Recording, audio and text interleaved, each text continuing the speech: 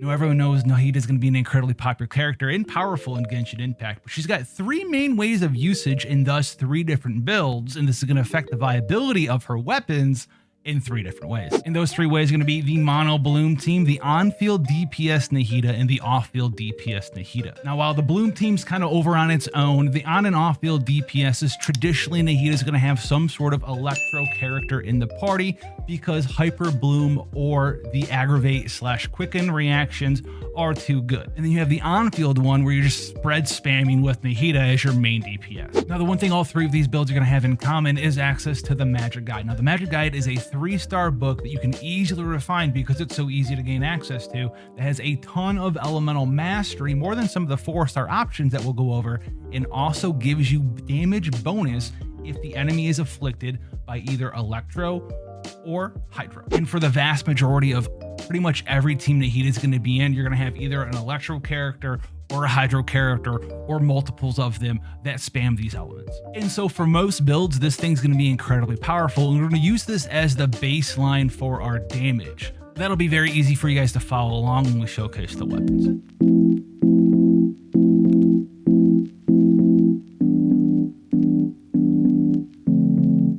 Now, the 3 different playstyles Nahida has access to, the easiest one to talk about real quick is in fact going to be the Bloom team, because Bloom builds just care about a ton of elemental mastery, and Nahida is going to be built as one of the primary carries of all of the elemental mastery gear. Traditionally, you'll have one other character, but Nahida in a Bloom team is going to be built that way. And so Magic Guide is also pretty good there. You have access to Magic Guide as a 3-star, which is the best 3-star. Then you have access to Sacrificial Fragments, which has a little bit more elemental mastery, a little bit easier particle generation because you get to reuse your E, and then obviously the best one by far is going to be her own unique signature 5-star that is available right now.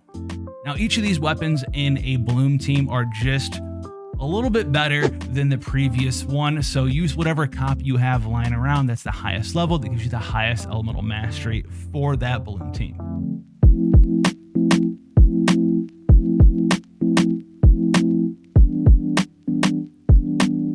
Now, with the easy one out of the way, let's move into the on and off field DPS weapon tier list. And just so you know, each of these weapons were compared fairly. Everyone was using the same build, the same set, and we were also allocating the substats to make the best use of the weapon substats as well. Layman's terms, that means if the weapon has a ton of crit rate on it and it's mathematically better to change out some crit rate substats for crit damage, we do that. And that gives you the best opportunity to see how much damage changes with the best build for a particular weapon.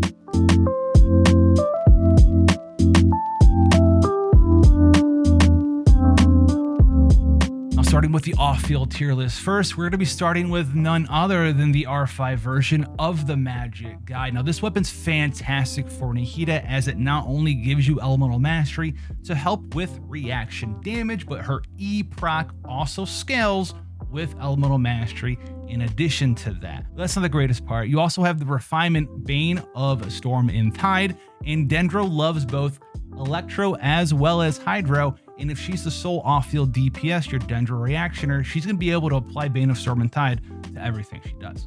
On equal footing with the R5 Magic Guide for damage, but a little bit better for particle generation and ease of use, as to put the E debuff on additional enemies when you need to is Sacrificial Fragments, higher elemental mastery, and the reset's a pretty big deal, right around the same amount of damage as the R5 Magic Guide, but you get the reset and a little bit additional particle generation. The Woodsith is still a fantastic option for Nahida, but you have to keep in mind it has a 30-second cooldown on it, and the duration is not nearly that long, so it drags it down in overall damage throughout the course of a 30-second to 1-minute fight, and so we wanted to sort of show you guys that here. If you're looking for just burst damage one time the boss is done, then the Woodsith can give you some of the highest burst damage you can have for this character. But what Catalyst character isn't that true for? And above that's going to be Kagra's Verity, but only slightly. Remember, this is the off-field DPS, but that's why the best weapon for her by far is her own signature weapon, the 1000 Floating Dreams. Simply was made for elemental mastery, damage bonus, or more elemental mastery. You don't need to worry about being on field or off field or losing stacks.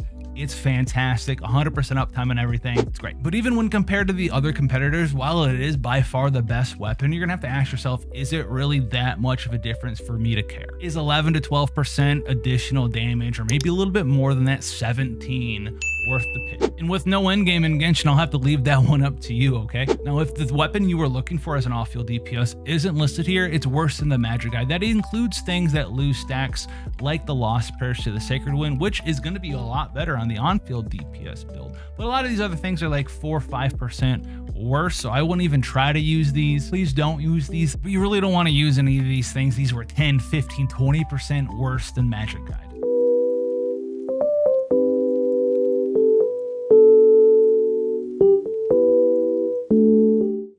Now, moving to the on-field tier list, a lot of things are going to be changed up, especially Magic Guide. Now, we're still going to use it as our baseline, but it is far from the best weapon here. And that's because we're going to lose that Bane passive. As an on-field DPS, you're just going to simply apply way too much Dendro when playing Nahida for you to constantly and consistently get that proc. Because not only are you having your E proc activate with no kernel cooldown now, you also have your own normal attacks and your charge attack, which also has no internal cooldown on proccing reactions. So you're gonna be able to remove a lot of this Electro and Hydra aura without really even trying, making this weapon a lot worse. Even our old favorite, the Widsith, is simply just gonna be better from the crit damage on it with no buff being applied. Not a whole lot better than Magic Guide, but it's still there. Yeah, that's a doozy. There's so many better books than Magic Guide. Sacrificial Fragments makes a return. Even Mappa Mare is better. All of these ones are going to be listed above it. Blackcliff, Agate are going to be